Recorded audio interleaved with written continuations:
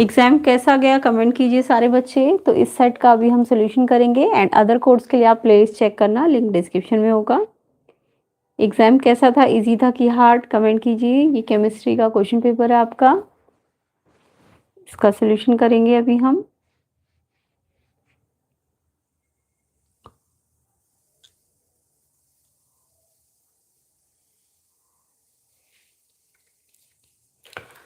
तो चलिए स्टार्ट करते हैं सोल्यूशन। सेक्शन ए का question number 1 to 16 multiple choice questions थे। तो यहाँ पे फर्स्ट क्वेश्चन है आपका, the mole fraction of a solute to molal aqueous solution कितना होगा। तो मोल फ्रैक्शन निकालना था।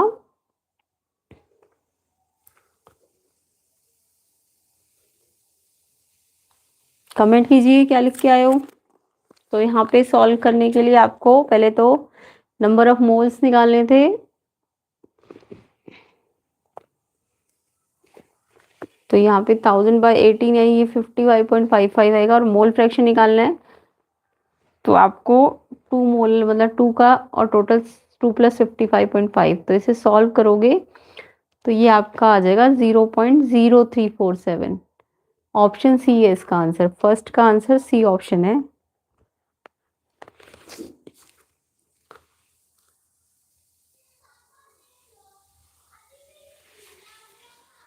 ठीक है, तो सी ऑप्शन आंसर है 0.0347। तो किस किस बच्चे का ये आंसर है, करेक्ट है, कमेंट कीजिए।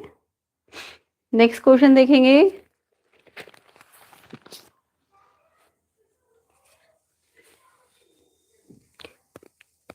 तो सी ऑप्शन है 0.0347। तो जो क्वेश्चन पेपर में मार्क है वो सारे सही नहीं है, जो बताऊंगी वो आंसर होंगे। सी है 0.0347। नेक्स्ट क्वेश्चन देखो, second, on electrolysis of very dilute aqueous solution NaCl using platinum electrode. तो इलेक्ट्रोलिसिस करेंगे जब हम NaCl का प्लैटिनम इलेक्ट्रोड से, तो H2 gas evolved anode, Na produce at cathode, O2 gas evolved at anode, H2 gas is evolved at cathode. तो यहाँ पे जो आंसर होगा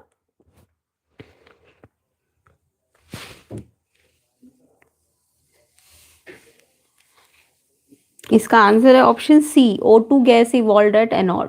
O2 gas evolved at anode, C option इसका करेक्ट है। नेक्स्ट देखिए, third, which of the following compound is most reactive towards nucleophilic substitution reaction with aqueous NaOH। तो यहाँ पे aqueous NaOH के साथ अगर आप न्यूक्लियोफिलिक सब्स्टिट्यूशन करोगे तो कौन सा कंपाउंड ज्यादा रिएक्टिव है, A B C D। Answer comment करो क्या लिख के आए हो।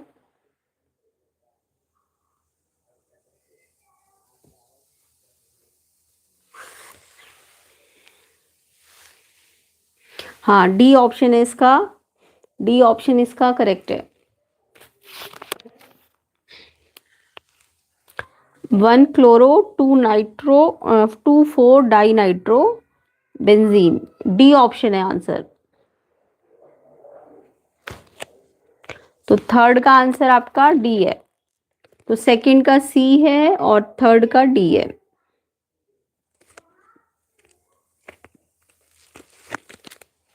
नेक्स्ट क्वेश्चन नंबर 4 देखिए, the dehydration of 1 degree 2 degree 3 degree alcohol follows the order.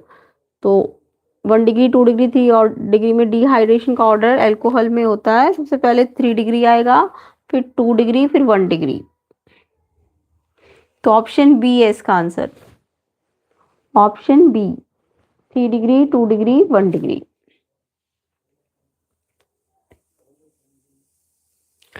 Next question 5 देखिए, the oxidation number of cobalt, cobalt का ऑक्सीडेशन नंबर पूछा था इसमें। तो आंसर है इसका, कोबाल्ट का आपको निकालना आता है। तो कोबाल्ट को x मान लिया, NH3 का 0, 5 से मल्टीप्लाई, ONO का -1 एंड SO4 2 माइनस है ना, तो -2 अगर यहाँ लिया तो उधर 0 ले लो। ठीक है, तो ये +3 आएगा इसका ऑक्सीडेशन नंबर, ऑप्शन ए है आंसर।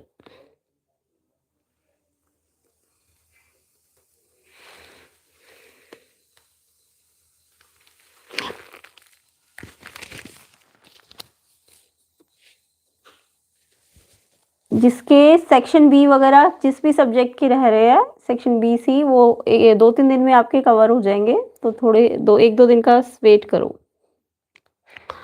नेक्स्ट क्वेश्चन देखो, तो यहाँ पे आंसर क्या है, ऑक्सीडेशन नंबर कितना आएगा, +3। क्वेश्चन 6 देखिए, according to Werner's theory the primary valencies of the central metal atom. तो वर्नर थ्योरी में जो प्राइमरी वैलेंसी होती है सेंट्रल मेटल एटम की क्या होती है, तो यहाँ पे सी ऑप्शन है आंसर।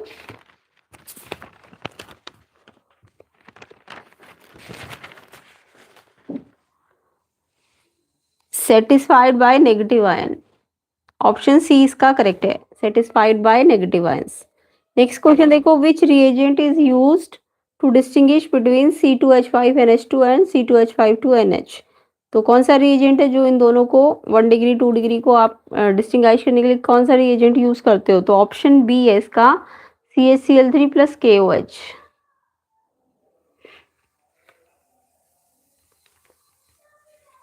तो क्वेश्चन 7 का आंसर बी है।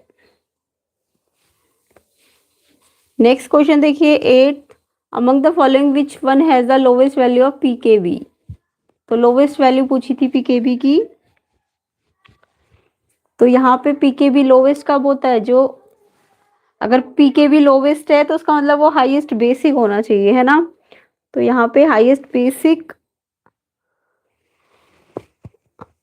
ए होना चाहिए। ए किसने लिखा है, ए है मेरे हिसाब से ये क्वेश्चन 8 का आंसर। बाकी एक बार रीचेक और हो जाएगा, 8th का आंसर ए होगा अभी फिलहाल। 9th देखिए, in aqueous acidified solution CrO4 2- ion convert to which of the following. किस में होगा, CrO3 Cr2O7 2-, सी में होगा, सी ऑप्शन है आंसर। तो क्वेश्चन 9 का आंसर सी होगा, तो ये रिएक्शन हो जाएगी इससे रिलेटेड।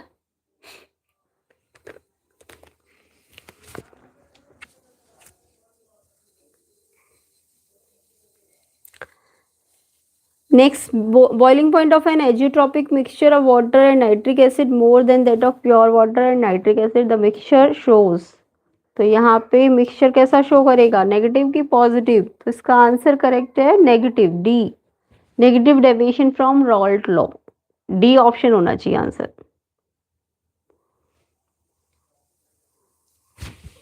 तो क्वेश्चन 10 का आंसर डी है। नेक्स्ट क्वेश्चन देखो 11, on hydrolysis which of the following carbohydrates gives only glucose. Hydrolysis करने पे कौन सा कार्बोहाइड्रेट है जो ग्लूकोज देगा, स्टार्च, लैक्टोज, सुक्रोज की गैलेक्टोज। तो इसका आंसर क्या है, स्टार्च, ए स्टार्च।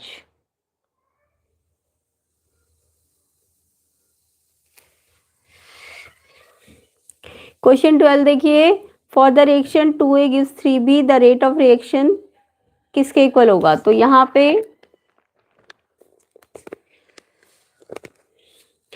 पे आप ये फॉर्मूला लगा सकते थे, तो dV/dt आएगा आपका -3/2 dA/dt। तो उस हिसाब से ऑप्शन ए आंसर होगा, ऑप्शन ए आंसर होगा इसका क्वेश्चन 12 का।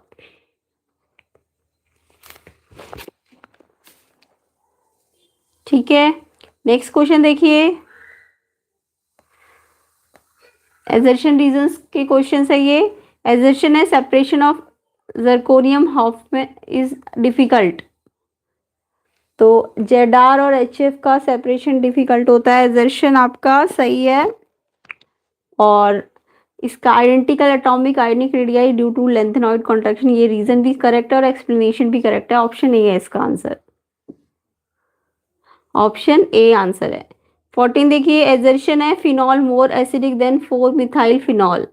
तो फिनॉल ज्यादा एसिडिक है 4-मिथाइल फिनॉल से, यस करेक्ट है ये। रीजन है the presence of an electron releasing group in phenol makes it more acidic. तो presence electron releasing group phenol में ज्यादा एसिडिक करता है, तो रीजन इनकरेक्ट है इसका। एजर्शन सही है, रीजन गलत है, तो इसका आंसर सी होगा, सी आंसर है 14 का। 15 का देखिए, Assertion है aromatic primary amines can easily be prepared by Gabriel thalamide synthesis. No, false है ये. Gabriel thalamide synthesis is used to prepare only aliphatic primary amines. Yes, ये correct है. Assertion सही गलत है, रीजन सही है, डी ऑप्शन है इसका आंसर. तो 13 का ए है, 14 का सी है, 15 का डी है और 16 का आपका 16 का भी डी है.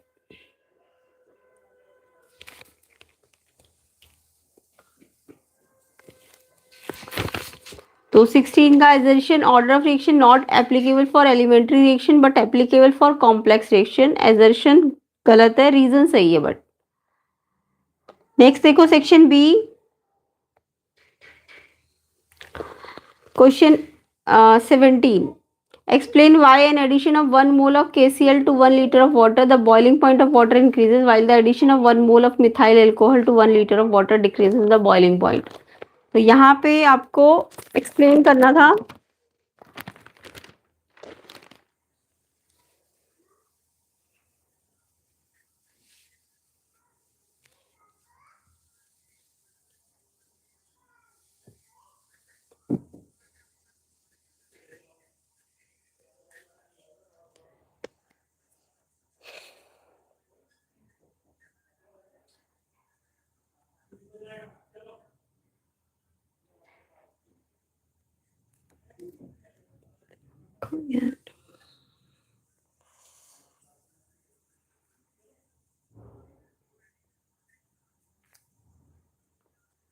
तो एक्सप्लेनेशन तो आपने दे दी होगी. KCl जो है नॉन वॉलेटाइल सॉल्यूट है और लोअर वेपर प्रेशर, तो ये इंक्रीज करेगा बॉइलिंग पॉइंट को, एलिवेशन लाएगा ये, ठीक है. और मिथाइल अल्कोहल की बात करें तो वो एक वॉलेटाइल सॉल्यूट है, इंक्रीज करता है टोटल वेपर प्रेशर को, तो ये decrease in the boiling point, ठीक है. तो KCl इंक्रीज करेगा बॉइलिंग पॉइंट को और जो मिथाइल अल्कोहल है वो डिक्रीज करेगा. नेक्स्ट में आपको इसके IUPAC नेमिंग देने थे, तो IUPAC नेमिंग तो सभी को आते होंगे.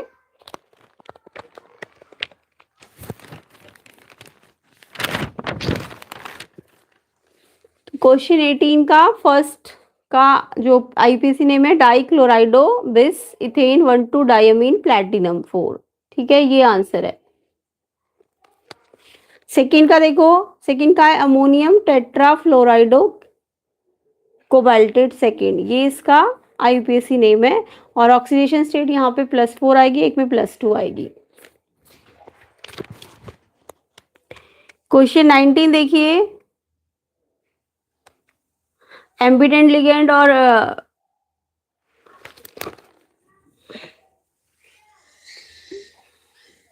बाइडेंटेड लिगेंड में आपको डिफरेंस पता ही होगा. Ligand that has 2 different donor atom can coordinate 2 metal through either one.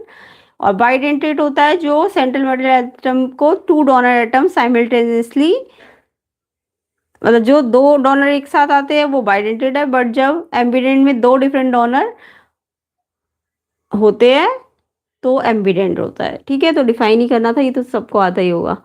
For the compound having molecular formula C6H9Br, right. Isomer बनाना था इसका.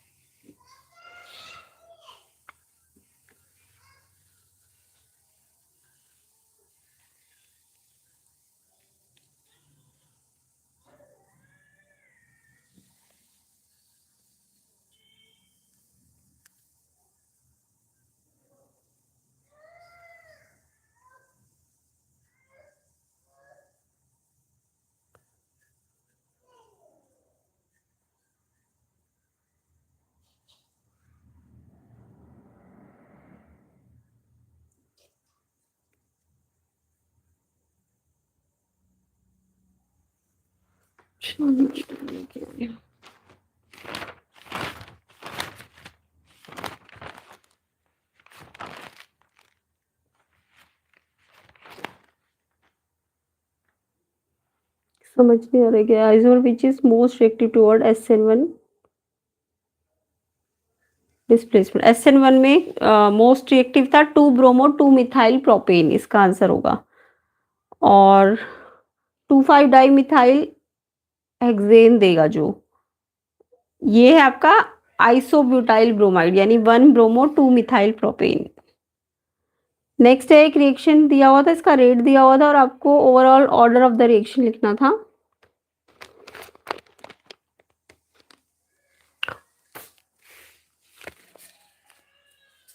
तो यहाँ पे ये रिएक्शन गिवन है और ये इसका रेट दिया हुआ है, तो इसका ऑर्डर निकाला हमने 1+2 3 आएगा। ऑर्डर कितना आएगा इसका 1+2 3, यानी थर्ड ऑर्डर है और ये कॉम्प्लेक्स होगा। अब दूसरा इसका पार्ट था कि क्या ये सेकेंड पार्ट में क्या है इस क्वेश्चन में, एलिमेंट्री रिएक्शन है ये, नहीं ये कॉम्प्लेक्स रिएक्शन है ना, तो ये एलिमेंट्री नहीं है, नो। तो क्योंकि इसका जो अगर एलिमेंट्री होता तो इसका ऑर्डर इसकी मॉलिक्यूलरिटी के इक्वल होता, ठीक है। तो यहाँ नहीं है, ये थर्ड ऑर्डर है, यानी ये कॉम्प्लेक्स है। नेक्स्ट क्वेश्चन देखिए,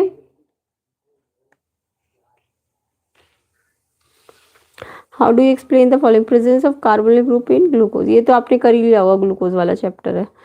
नेक्स्ट देखो section C, alkyl halide though polar yet their solubility in water very low, तो ये गिव रीजंस भी कर ही लिए होंगे बच्चों ने।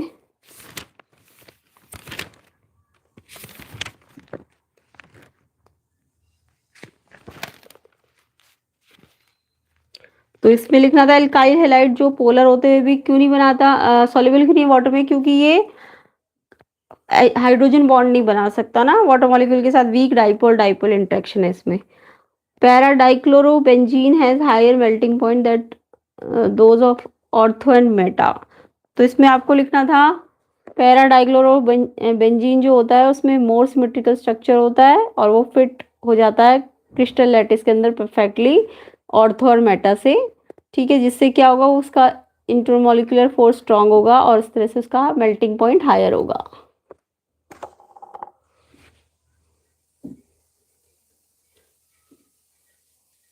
नेक्स्ट देखो,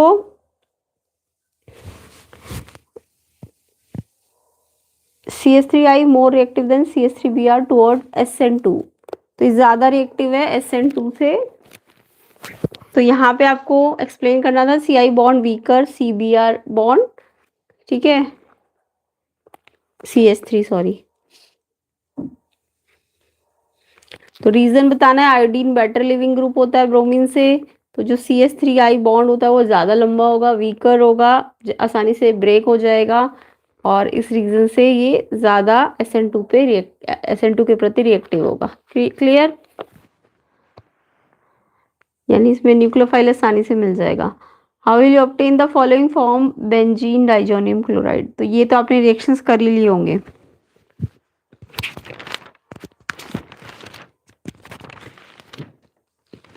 तो इनमें तो रिएक्शंस करने थे फिनॉल बनाने के लिए, आइडोबेंजीन बनाने के लिए, ये कर ही लिए होंगे। क्वेश्चन 24 देखो, organic compound molecular formula given था, इसके साथ रिएक्शन करके हाइड्रोलिसिस किया, कंपाउंड बी मिला और फिर एक सी मिला ऑक्सीडेशन करके, ABC आपको फाइंड करना था।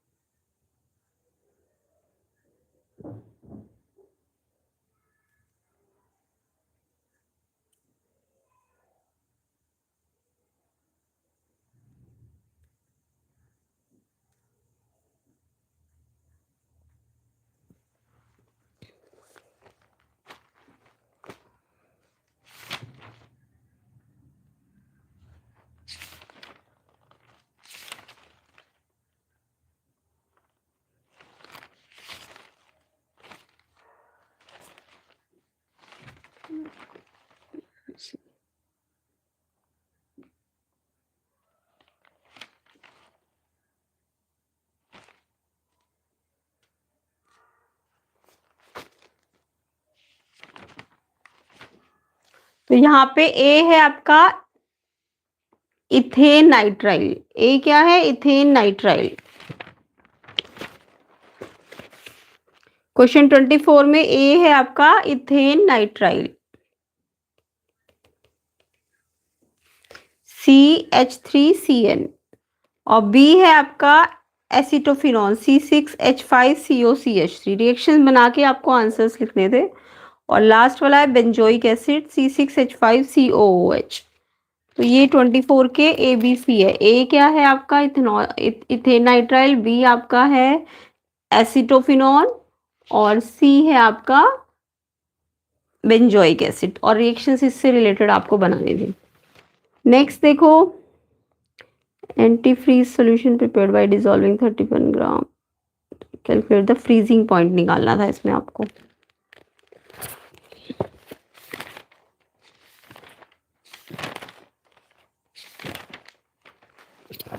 तो फ्रीजिंग पॉइंट के लिए आपको फॉर्मूला लगाना था डेल्टा TF का। ठीक है, ये गिवन थी आपको इन्फॉर्मेशंस। अब डेल्टा TF का फॉर्मूले में वैल्यू रखोगे तो 1.55 केल्विन आएगा। ठीक है, और फ्रीजिंग पॉइंट आपको निकालना है तो इसमें से इसको माइनस करो तो ये इतना केल्विन 271.60, ये फाइनल आंसर है। और अगर इसे सेल्सियस में कन्वर्ट करोगे तो -1.55 डिग्री सेल्सियस, इतना आंसर आएगा इसका। नेक्स्ट क्वेश्चन देखो 26। Answer the following question about the complexes NiCl4 2- and NiCN4 2-। इनमें डिफरेंस बताना था हाइब्रिडाइजेशन बेसिस पे। इनर ऑर्बिटल कॉम्प्लेक्स है कि आउटर है, मैग्नेटिक बिहेवियर कैसा है इनका। तो सिंपल था ये क्वेश्चन। तो इसमें देखो 4 लिगेंड है तो sp3 टेट्राहेड्रल, आउटर ऑर्बिटल है, हाई स्पिन कॉम्प्लेक्स है, पैरामैग्नेटिक है, 2 अनपेयर्ड इलेक्ट्रॉन बचेंगे। इसमें देखो ये CN4 वाला DsP2 है, स्क्वायर प्लेनर है, इनर ऑर्बिटल है, लो स्पिन कॉम्प्लेक्स है, डायमैग्नेटिक है क्योंकि अनपेयर्ड इलेक्ट्रॉन नहीं होंगे इसमें।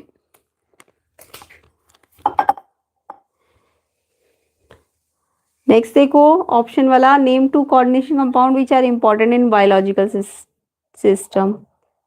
अच्छा, ये तो थ्योरी के क्वेश्चन है, कर ही लिए होंगे आपने। नेक्स्ट देखो कोरलाश लॉ को बताना था आपको, और फिर ये भी थ्योरी का ही है। The half life period of radio active element given है आपको।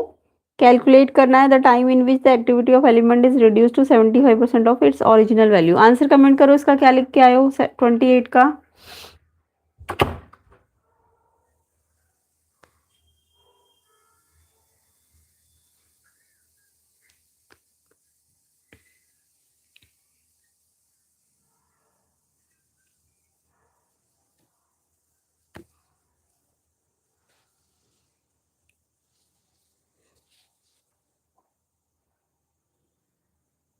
ट्वेंटी फोर में ABC मैंने बता दी। 28 का आंसर कमेंट करो, क्या लिख के आए हो।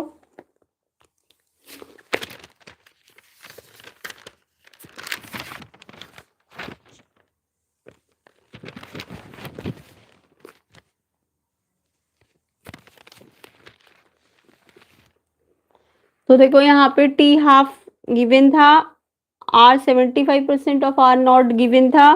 तो आप K का फॉर्मूला लेके चलोगे तो K आएगा इतना ईयर्स, और फिर T का फॉर्मूला लगाओगे तो ये 6.2 इंटू 10⁹ ईयर्स के अप्रोक्सीमेटली आना चाहिए था। कमेंट करो किस किसने ये आंसर लिखा है।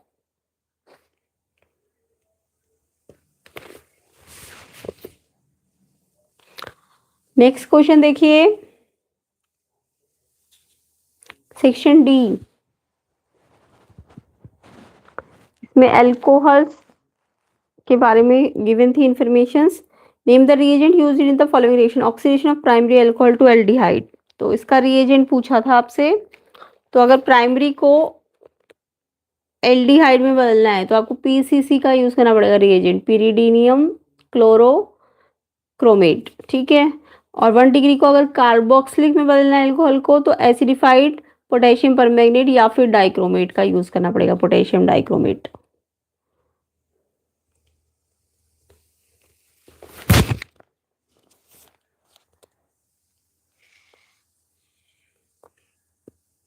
नेक्स्ट इसमें बोला था right the reaction involved in Kolbe reaction की रिएक्शन लिखनी थी, ये तो आती होगी। Why are tertiary alcohol resistant to oxidation?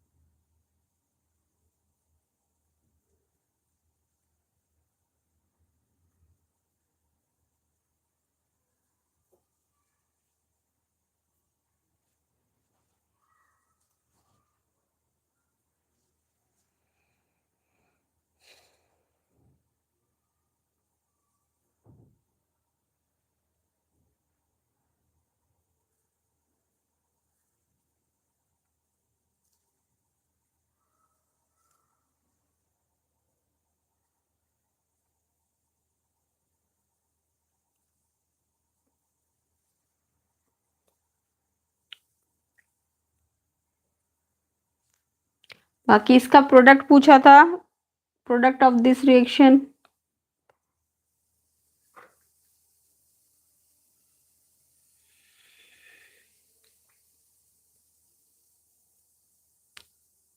तो इसमें आपका टर्शरी ब्यूटाइल आयोडाइड है और इथेनॉल है इसका प्रोडक्ट इस रिएक्शन का।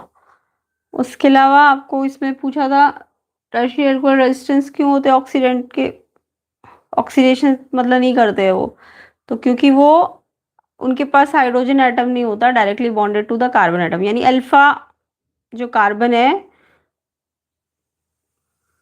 उनके पास नहीं होता। ठीक है,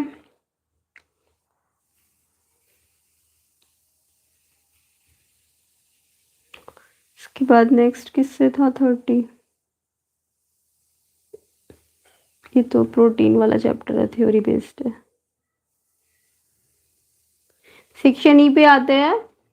सेक्शन ई है calculate the electrode potential of a half cell. तो इसे कैलकुलेशन करनी है, इसको देख लेते हैं इस क्वेश्चन को, सेक्शन ई का 31। तो इसमें नर्न्स इक्वेशन का यूज करना था आपको और वैल्यू निकालनी थी।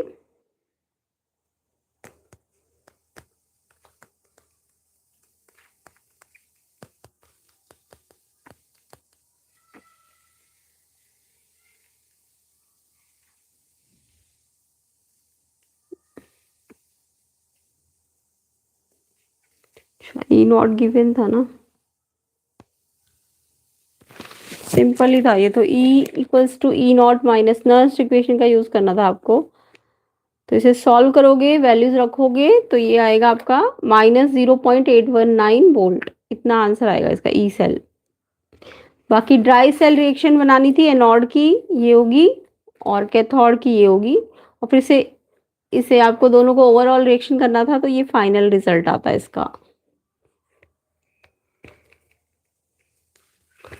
नेक्स्ट क्वेश्चन देखिए, equilibrium constant Kc related to E naught cell but not to E cell. Kc E naught cell से रिलेट करता है बट ई सेल से नहीं। तो इक्विलिब्रियम में आपको पता है ई सेल 0 हो जाती है ना, तो ई सेल क्या होती है, कंसंट्रेशन के साथ चेंज होती है और वो 0 हो सकती है इक्विलिब्रियम में। तो ई नॉट सेल पे ही डिपेंड करेगा Kc। ठीक है, तो इसलिए रीजन देना था, ई सेल 0 हो जाती है इक्विलिब्रियम में। नेक्स्ट है ऑप्शन, द कंडक्टिविटी दी हुई थी आपको, इतने मोलर सॉल्यूशन की कंडक्टिविटी दी हुई है और इसकी molar conductivity and degree of dissociation निकालना था आपको, ये वैल्यूज दी हुई थी।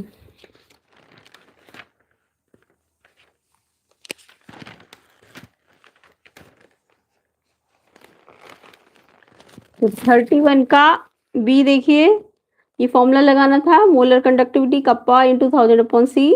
तो ये वैल्यूज पुट कर दो, तो ये आएगा 39.05। फिर इसकी इस इंफॉर्मेशन के बेसिस पे ये निकाल लो H प्लस का, ये आएगा 390.5। उसके बाद आपको अल्फा निकालना है, तो इसको इससे डिवाइड करना था, तो डिवाइड करके अल्फा आ जाएगा 0.1। किस किस का 0.1 आया? करेक्ट है।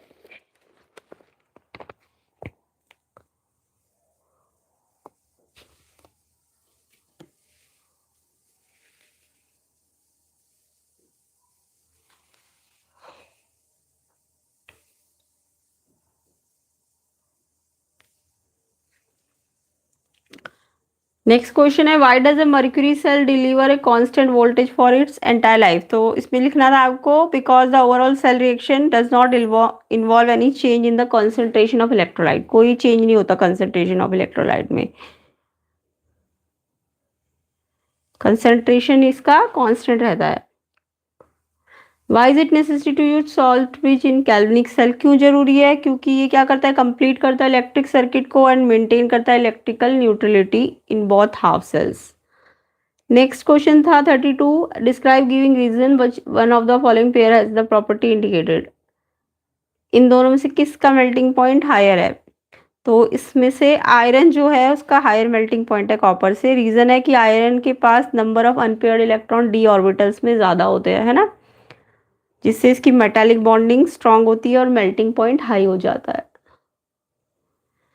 एंड सेकेंड है 3+ और scandium 3+ coloured in aqueous solution. तो इसमें जो Ti3+ है वो कलर्ड होता है एक्वस सोल्यूशन में, और जो स्कैंडियम 3+ होता है वो कलरलेस होता है। ठीक है, क्योंकि इसका 3D1 आएगा और इसका 3D0 आएगा। 0 वाला तो कलरलेस होता है, तो ये 3D1 आया है ना, तो जो इसमें डी ट्रांजिशन होगा, एब्जॉर्ब होगी लाइट, तो यहाँ पे इस पे कलर शो होगा और इस पे तो इस पे कलर शो नहीं होगा। नो डी इलेक्ट्रॉन इसके पास है ही नहीं, 3D0 है, तो इसलिए ये डी ट्रांजिशन नहीं करेगा और ये करेगा डी ट्रांजिशन Ti3+। तो Ti3+ कलर शो करेगा। Cr जिंक, क्रोमियम जिंक में पूछा है किसका थर्ड आयनेशन एंथैल्पी ज़्यादा होती है? तो जिंक की ज़्यादा होगी। जिंक 2+ बनाता है, यानी 3D10, फुल्ली फिल्ड और स्टेबल है। स्टेबल है तो थर्ड वाली लेने के लिए तो बहुत ही मेहनत करनी पड़ जाएगी, है ना। तो जिंक तो स्टेबल हो जाता है ना 2+ पे, तो 3 तो ले ही नहीं पाओगे, वो अनस्टेबल हो जाएगा। नहीं तो क्रोमियम 2+ जो होता है वो 3D4 होता है, तो अगर वो एक और इलेक्ट्रॉन ले लिया जाए उससे, तो वो 3D5 बन जाएगा, है ना। तो 3D5 पे वो ज़्यादा स्टेबल होगा, तो यानी थर्ड इलेक्ट्रॉन क्रोमियम में से ज़्यादा आसानी से निकाला जा सकता है। तो क्रोमियम की तो कम होगी आयनाइजेशन एंथैल्पी, तो किसकी ज़्यादा होगी? जिंक की, क्योंकि जिंक से नहीं निकाल सकते। Zn 2+ पे स्टेबल है, तो 3+ पे तो अनस्टेबल हो जाएगा ना, तो इसलिए Zn की हायर थर्ड आयनाइजेशन एंथैल्पी होगी। तो आंसर Zn है इसका। इसका आंसर Ti3+ है और इसका आयरन है। Write the ionic equations for the oxidizing action of MnO4- in acidic. बाकी ये रिएक्शंस तो आपको आती होगी करनी।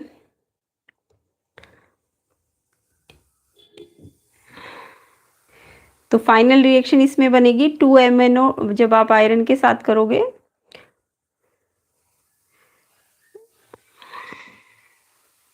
MnO4- plus 8H+। ये फाइनल बता देती हूँ मैं क्या आएगी इसकी, फर्स्ट वाले की MnO4- प्लस 8H+ और बैलेंस हो जाएगा। वो तो आप चेक भी कर लिया होगा आपने, है ना, एग्जाम में। Mn2+ प्लस 4H2O आएगा और 5Fe3+ आएगा। रिडॉक्स रिएक्शन है ये, तो ये ओवरऑल रिएक्शन आएगी इसकी। एंड सेकंड वाले की I- आयोडीन के आयन से करोगे तो आपका आएगा 2MnO4- plus 16H+ plus 10I-। ये ओवरऑल रिएक्शन बता रही हूँ। और ये आएगी 2Mn2 plus 8H2O plus 5I2।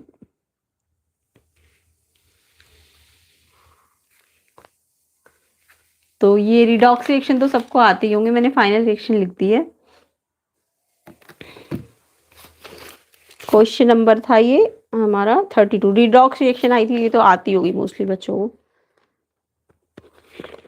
Second का। तो आई होप सबके आंसर्स मिल गए होंगे। एंड न्यूमेरिकल पोर्शन में कितने करेक्ट है ये कमेंट कर देना सारे बच्चे। वीडियो को शेयर कर देना, लाइक कर देना, चैनल में नए हो तो चैनल को सब्सक्राइब भी कर देना। एंड अदर कोर्स के सोल्यूशन मिल जाएंगे, प्लेलिस्ट का लिंक आपको डिस्क्रिप्शन में मिल जाएगा। ठीक है, तो मैंने सारे मोस्टली क्वेश्चंस करा दिए हैं, बाकी तो थ्योरेटिकल क्वेश्चंस है या फिर कुछ रिएक्शन वाले तो डायरेक्ट आपको बुक में मिल जाते हैं। तो आई होप एग्जाम अच्छा गया होगा। कमेंट कर देना सेक्शन ए में कितने मार्क्स आ जाएंगे, सेक्शन डी में कितने मार्क्स आ जाएंगे, ई में कितने मार्क्स आ जाएंगे, तो ओवरऑल आपका पेपर कैसा गया है। अच्छा 33 भी है अभी, चलो ये भी कर लो जल्दी से। Black brown coloured solid when fuse with KOH, क्या बनेगा ब्लैक ब्राउन कलर्ड सॉलिड। इसका आंसर है आपका 32 का बी पार्ट का बता रही हूँ। ब्लैक ब्राउन तो आपका MnO2 बनेगा, और बी जो है वो है आपका पोटेशियम मैग्नेट। ठीक है, ये डार्क ग्रीन है, और जो सी है हमारा पोटेशियम पर मैग्नेट है जो डार्क पर्पल होता है। और बाकी ये रिएक्शन है इसकी, ये ऐसे बनेगा। फर्स्ट स्टेप में ये बनेगा, सेकंड स्टेप में ये बनेगा, तो ये आपको रिएक्शंस बनानी थी। अच्छा ठीक है। Second, what happens when an acidic solution of the green compound B allowed to stand for some time, also write the equation involved.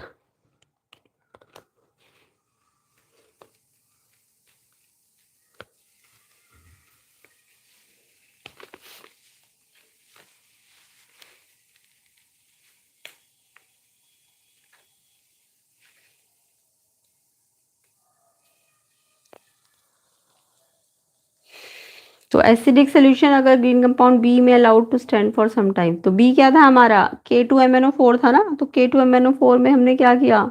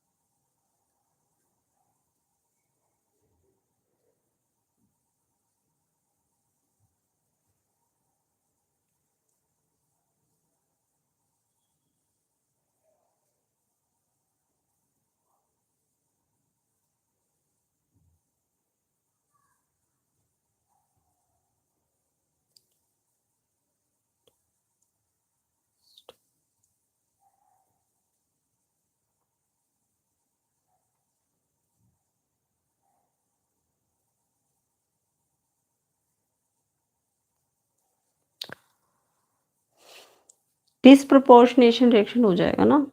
अच्छा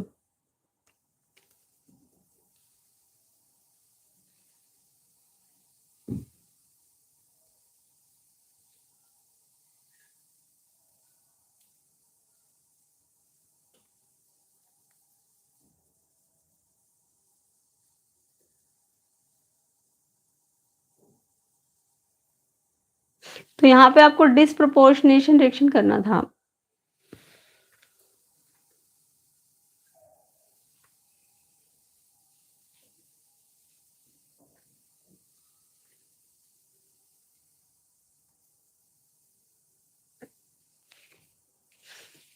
तो डिसप्रोपोर्शनेशन रिएक्शन की रिएक्शन लिख सकते थे आप,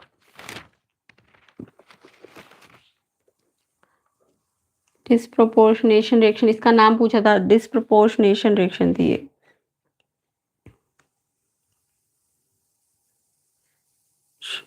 वो प्रोपोर्शन नेशन, ये स्पेलिंग लिख देना। ठीक है, तो इसमें क्या था, जो MnO4 जो ब्लैक कलर का बना था उसको हमने एसिडिक मीडियम H प्लस में रखा, तो MnO4 माइनस बन गया प्लस MnO2 बन जाएगा।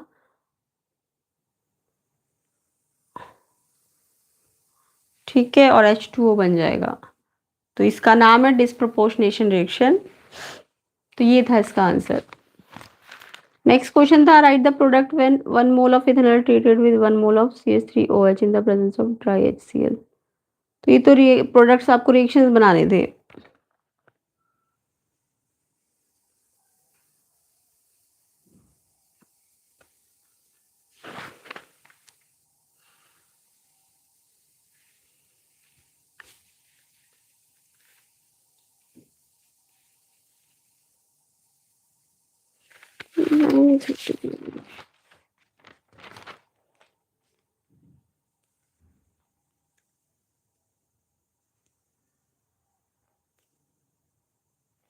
जिसमें क्या था, इथेनॉल इथेनोइक एसिड से, तो ये आपका बनेगा एसिटल, एसिटल बनेगा इसमें।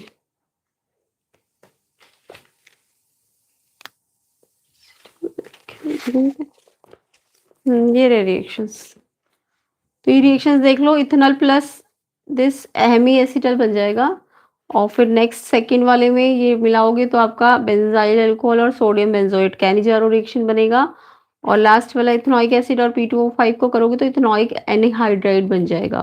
तो ये रिएक्शंस थे आपके, प्रोडक्ट पूछे गए थे आपसे। इसके बाद इसका लास्ट क्वेश्चन देखो, simple substitute ethanol and propanol. तो इथेनॉल और प्रोपेनॉल के लिए आप कौन सा टेस्ट करते हो, इसके लिए आप आइडोफॉर्म टेस्ट करते हो। इथेनॉल पॉजिटिव दिखाएगा, टेस्ट येलो प्रेसिपिटेट बनाएगा, ये जो आपका CH3 होता है उसके साथ येलो प्रेसिपिटेट बनाता है। Write the name of reagent to transform allyl alcohol to propenal. तो इसका रिएजेंट का नाम था PCC। क्वेश्चन नंबर 33 का जो सेकेंड है उसका केमिकल टेस्ट तो आइडोफॉर्म टेस्ट है, इथेनॉल शो करेगा पॉजिटिव टेस्ट, यानी कि वो CH3 के साथ येलो प्रेसिपिटेट बनाएगा। और इसका लास्ट वाला रिएजेंट पूछा था पिरिडीनियम क्लोरोक्रोमेट, PCC। नेक्स्ट था ऑप्शन वाला question, draw the structure of the semicarbazone of acetone. तो ये तो आपको स्ट्रक्चर बनाना था।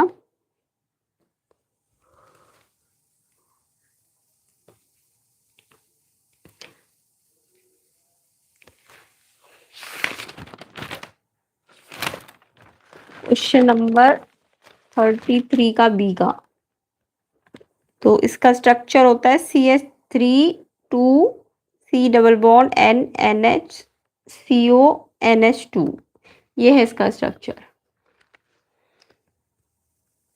तो एसीटोन किसके साथ रिएक्ट करता है, सेमी कार्बाजाइड के साथ, तो ये बन जाता है।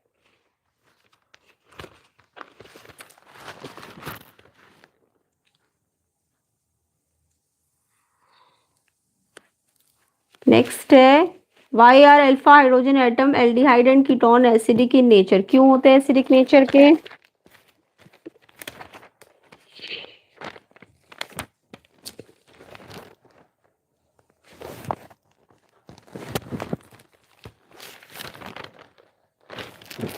तो इसमें आपको लिखना था अल्फा हाइड्रोजन एसिडिक होते हैं क्योंकि उनके पास स्ट्रॉन्ग इलेक्ट्रॉन विथड्रॉइंग इफेक्ट होता है कार्बोनिल ग्रुप का। ठीक है, और रिजोनेंस स्टेबलाइजेशन करते हैं जिससे वो कॉन्जुगेट बेस बनाते हैं, तो इस कारण से वो एसिडिक होते हैं। नेक्स्ट था, आपको बोला था इसकी रिएक्टिविटी टुवर्ड्स HCN शो करो, तो सबसे पहले आपका आएगा ये, उसके बाद सेकंड नंबर पे आएगा ये वाला, और लास्ट पे ही आएगा ये क्या है, इथेनॉल है ना, इथेनॉल, इथेनॉल लास्ट में आएगा, यानी सबसे पहले ये आएगा सबसे कम, फिर ये लास्ट में सबसे ज्यादा इसके पास। तो ये इनका HCN के प्रति रिएक्टिविटी है। Reaction involve in Etard reaction, तो सबको ही आता होगा एटार्ड रिएक्शन क्या होता है। टोल्यूइन को इस रिएजेंट के साथ लेते हैं और क्रोमियम कॉम्प्लेक्स बनता है, फिर H3O+ के साथ आपका बेंजल्डिहाइड बन जाता है। Write the product when react with zinc concentrated. तो इसका प्रोडक्ट पूछा था, तो इसमें प्रोडक्ट बनेगा आपका मिथाइल साइक्लोहेक्सेन C6H11CH3 ये वाला प्रोडक्ट बनेगा लास्ट में, तो बना के देखना था आपको इसे। तो आई होप सारे क्वेश्चंस हो गए हैं सेक्शन ई के भी। तो कमेंट करना सेक्शन ई डी कैसा गया आपका। एंड ऑर्गेनिक केमिस्ट्री तो जनरली रिएक्शंस थोड़ा सा समझ समझ के याद करना होता है, तो ऑर्गेनिक केमिस्ट्री तो आप बुक से भी मैच कर सकते हो। बाकी ये ऑर्डर मैंने बता दिया, ऑर्डर वाला क्वेश्चन आपको देखो, चेक करो सही है कि नहीं। कमेंट करना सेक्शन डी ई के कितने सॉल्यूशंस सही है, सेक्शन ए बी में कितने करेक्ट है। एंड वीडियो को शेयर कर देना, लाइक कर देना, चैनल में नए हो तो चैनल को सब्सक्राइब भी कर देना। एंड अदर कोर्स के लिए प्लेलिस्ट को चेक कर लेना, लिंक डिस्क्रिप्शन में है।